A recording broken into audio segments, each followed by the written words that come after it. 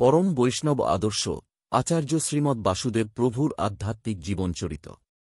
ত্রিনাথপি শুনিচেন তরর ইব সহিষ্ণুনা অমানিনা মান্দেন কীর্তনিয়া সদাহরি।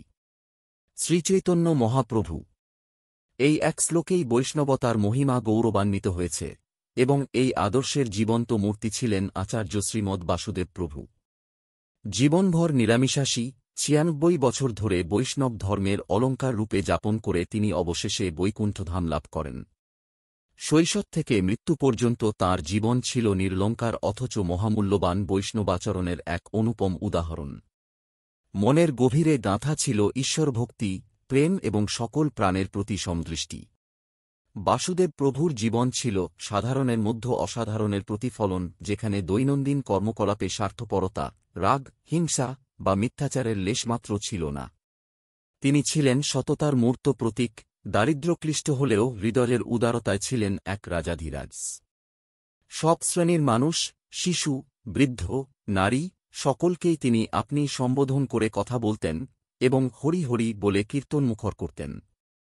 বাসুদেব প্রভু কেবল শাস্ত্রজ্ঞান প্রচার করতেন না, জীবনকে এক চলমান শিক্ষার মাধ্যমে আধ্যাত্মিক ব্যাখ্যা দিতেন। সংসারের দুঃখকষ্ট, সুখভোগের ঘটনাক্রমকে তিনি সহজ ভাষায় ঈশ্বরের ইচ্ছা ও কর্মফলের দর্শনে রূপান্তরিত করে বোঝাতেন। তিনি বারবার বলতেন, এই জগতের অধীশ্বর অনন্ত গোবিন্দের প্রতি সর্বকর্ম সমর্পণ করে নিষ্কাম কর্মই প্রকৃত শান্তির পথ। ফলের আশা পরিত্যাগ করাই শ্রেয়।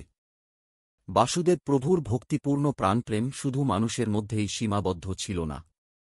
ঘরের পোষ্য প্রাণীদেরও তিনি শ্রদ্ধাভরে কাছে ডাকতেন, তাদের স্নেহভরে হরিনাম শিখাতেন, খোলের বোল আওড়াতেন। আপাতদৃষ্টিতে এই আচরণ মস্তিষ্কবিকৃতির মতো মনে হলেও প্রকৃতপক্ষে তা ছিল গভীর আধ্যাত্মিক প্রেম এবং সমস্ত জীবের প্রতি ঈশ্বরভাবের অভিব্যক্তি। শ্রীমৎ বাসুদেব প্রভুর জীবন ছিল এক চলমান শিক্ষা প্রদর্শন, যেখানে অহংকারহীনতা, সহিষ্ণুতা, সততা এবং সর্বভূতের প্রতি সমান প্রেমের মধ্যে ঈশ্বর প্রেমের নির্বিচ্ছিন্ন ধারা প্রবাহিত ছিল। তিনি প্রমাণ করেছিলেন, বৈষ্ণবতা কেবল শাস্ত্র পাঠ নয়, বরং প্রত্যেক কর্মে, প্রত্যেক নিঃশ্বাসে, জীবনের প্রতি মুহূর্তে ঈশ্বরভাব বজায় রাখাই প্রকৃত সাধনা।